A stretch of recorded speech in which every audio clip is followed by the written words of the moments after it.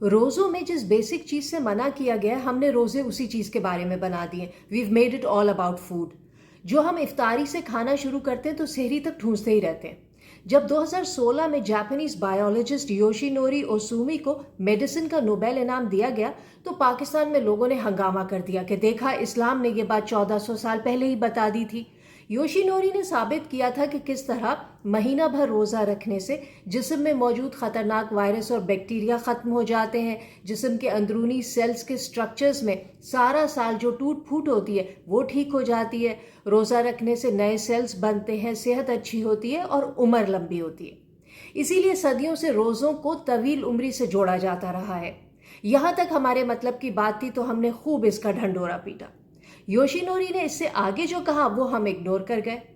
انہوں نے یہ بھی کہا کہ روزے کا فائدہ اسی وقت ہوتا ہے جب ہم اس دوران معمول سے کم کھانا کھائیں، پاگل نہ ہو جائے کھا کھا کر. یہی بات ہم سننا نہیں چاہتے. زیادہ کھانے سے جسم اوور لوڈ ہو جاتا ہے، نئے سیلز نہیں بن سکتے، پرانے سیلز جسم کے اندر گلتے سڑتے رہتے ہیں اور بیماریاں بناتے، کینسر بناتے. اسلام بھی یہی کہتا ہے کہ رمضان میں سمپل کھاؤ اور کم کھاؤ، لیکن ہمیں تو جیسے ہڑک ہو جاتی کھانے کی. اسی وجہ سے غریبوں کے بچے روزہ نہیں رکھ پاتے. وہ سمجھتے روزے کا مطلب ہے افطاری میں طرح طرح کی ڈشز ہوں تبھی روزہ ہوتا ہے. اب بیچارہ غریب آدمی کہاں سے لائیے سب روز روز. ہم اپنا اوور ایٹنگ کا گلٹ مٹانے کے لیے رمضان آتے ہی راشن تقسیم کرنا شروع کر دیتے ہیں. پورے مہینے کی زکوٰۃ رمضان میں نکالتے ہیں کہ جی 70 گنا ثواب ملے گا. اس سے پھر راشن بانٹتے.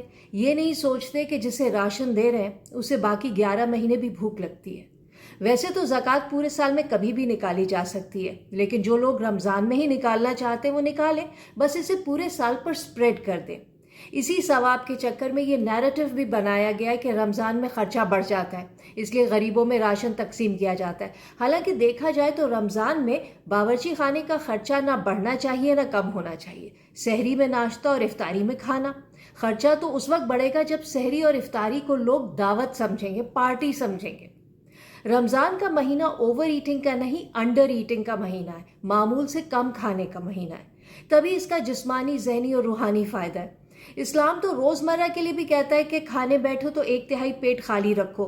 روزہ سکھاتا ہے کہ بھوک کیا ہوتی ہے. جب ہمیں پتہ ہی نہیں ہوگا کہ خالی پیٹ انسان کو کتنا مجبور بنا دیتا ہے تب انسانیت کا احساس ہی ختم ہونا شروع ہو جاتا ہے. اسی لیے آپ دیکھیں گے کہ کھاتے پیتے لوگوں کو ہی رمضان میں زیادہ غصہ آتا ہے. غریب آدمی کو رمضان میں غصہ نہیں آتا، اسے کھانا سکپ کرنے کی، آدھا پیٹ کھانے کی عادت ہوتی ہے.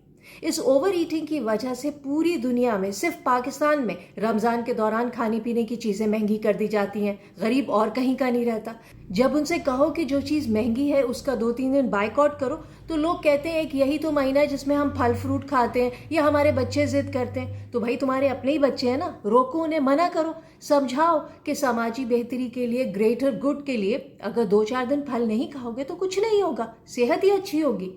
پھر یہ کہ رمضان میں یہ لوگ جو گھروں اور فیکٹریوں کے باہر قطاریں لگوا کر لوگوں کو راشن بانٹتے ہیں، یہ صرف غریبوں کو چھوٹا کرنے کی کوشش ہے کہ دیکھو ہم کتنے بڑے ہیں اور تم اتنے چھوٹے کہ ہمارے گھروں یا فیکٹریوں کے آگے لائن لگانے پر مجبور ہو. ہم نے تو سنا تھا زکوٰۃ صدقہ ایسے دو کہ دوسرے ہاتھ کو پتہ نہ چلے. یہاں تو مسجدوں سے اعلان ہوتا ہے، اخباروں میں تصویریں لگتی ہیں. ایسی حرکتیں سب سے زیادہ رمضان میں ہوتی ہیں، سب سے مبارک اور بابرکت مہینے میں. تو پلیز رمضان کو بتائے ہوئے طریقے سے گزاریں، سمپل بنائیں. دوسروں کے لیے نہ صحیح، اپنے جسم کو ریسیٹ کرنے کے لیے، اپنی لمبی عمر کے لیے روزوں کو نارملائز کریں.